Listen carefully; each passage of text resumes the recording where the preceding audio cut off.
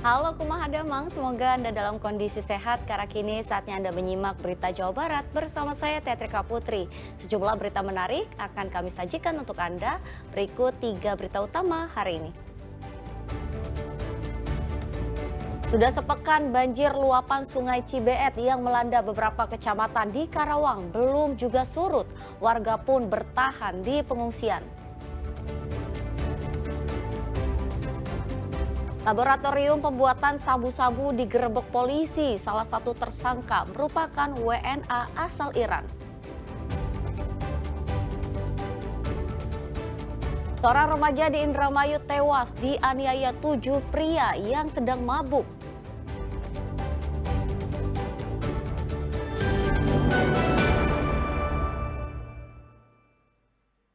Ya, kita awali informasi pertama, tembok penahan tebing TPT di bahu Jalan Nasional kawasan Padalarang, Bandung Barat pekan lalu ambrol.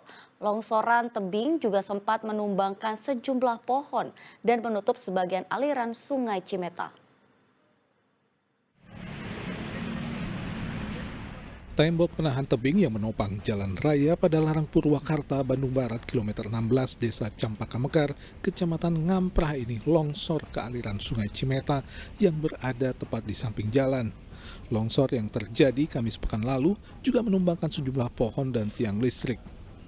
Kondisi ini membuat tanah di bahu jalan rawan longsor susulan, apalagi jika aliran air Sungai Cimeta naik akibat hujan deras. Aparat setempat pun meminta agar pemerintah segera memperbaiki tembok penahan tebing yang runtuh.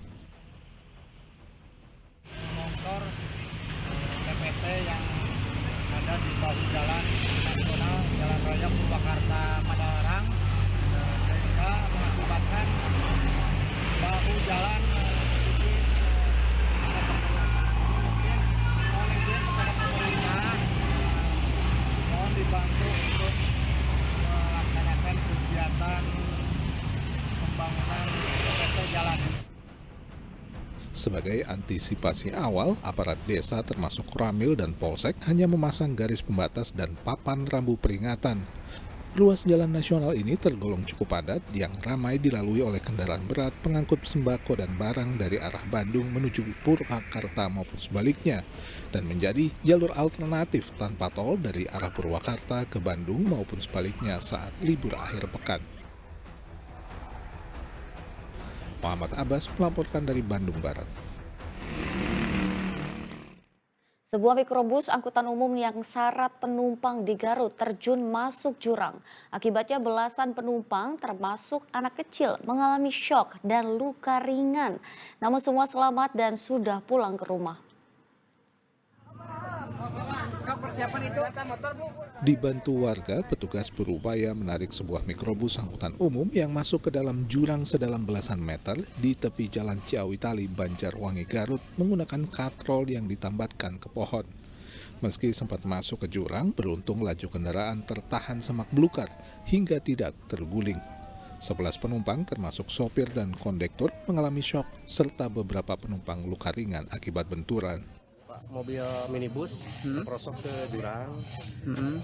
Kebetulan lagi diderek sama warga beserta bantuan dari perhimpunan sopir-sopir Elf Singajaya, Pak. Tidak ada korban jiwa, Pak? Tidak ada korban jiwa, cuma sopir mengalami shock, tapi udah kembali ke rumahnya. Termasuk para penumpang juga ya, Pak? Penumpang juga nggak ada korban jiwa. Kecelakaan diduga terjadi akibat pengemudi mikrobus lalai. Awalnya, pintu kendaraan samping sopir terbuka. Penumpang yang duduk dekat sopir pun teriak ketakutan. Alhasil, sopir kaget dan mencoba menggapai pintu. Namun, kemudi tak terkontrol hingga mobil berbelok ke kiri jalan dan masuk ke jurang. Eko Setiabudi melaporkan dari Garut.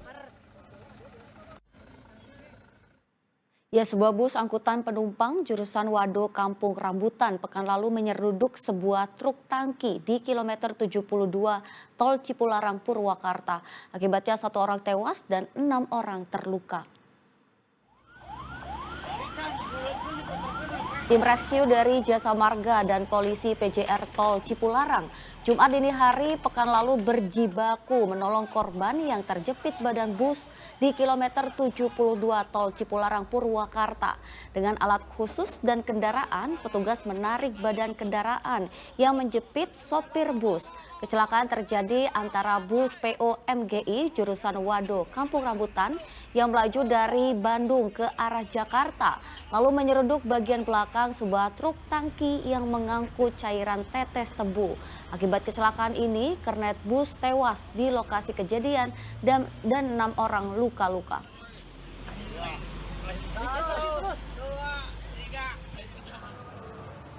Seluruh korban dibawa ke Rumah Sakit Abdul Rojak Purwakarta, termasuk kernet bus yang tewas bernama Dedi Supriyadi.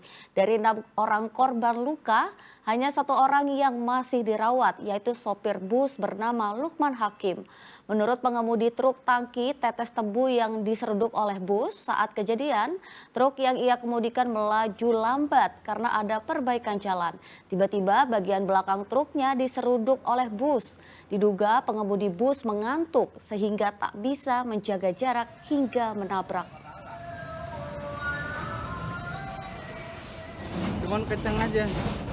Kalau mobil abang lagi berhenti apa jalan, Pak? Ya, lagi jalan. Sama lagi jalan juga. Kondisi lalu lintas gimana semalam? Lancar, Kosong. Enggak, kalau lagi rame mah beruntung banget. Ini tahu-tahu nabrak aja gitu. Terus gimana lagi perbaikan jalan itu gimana? Lagi perbaikan jalan itu gimana tadi? Ini kan lagi perbaikan jalan. Nah, terus abang pelan jalan mobilnya gitu. Namanya juga lagi perbaikan kok, nggak bakalan kencang. Apalagi ya lagi Terus tiba-tiba ada yang nabrak. belakang. Informasi berikutnya, warga desa Karangligar, Teluk Jambe Barat, Karawang yang diduga tenggelam saat mencari bebek di lokasi banjir akhirnya ditemukan tim SAR gabungan dalam kondisi sudah tidak bernyawa. Korban sempat dinyatakan hilang selama 2 hari sebelum akhirnya ditemukan.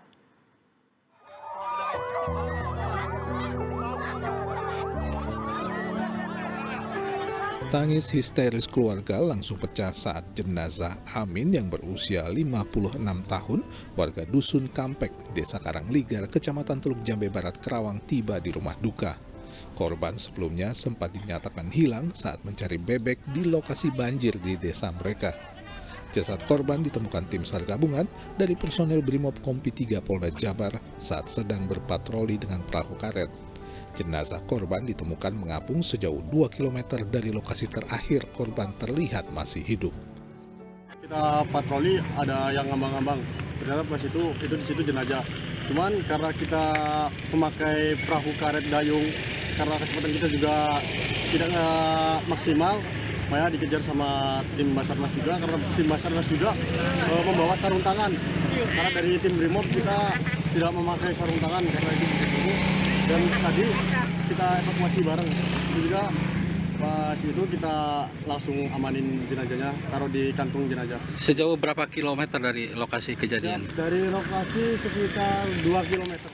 Setelah diterima dari tim SAR gabungan, jenazah korban dibawa keluarga ke rumah duka di Dusun Kampek, Desa Karangligar untuk kemudian dimakamkan. Akli Yusuf melaporkan dari Karawang. Ya, hingga Sabtu lalu banjir yang menggenangi 2 dusun di Desa Karangligar, Kecamatan Teluk Jambe Barat, Karawang belum juga surut. Ketinggian banjir yang mencapai 1,5 meter memaksa warga bertahan di pengungsian.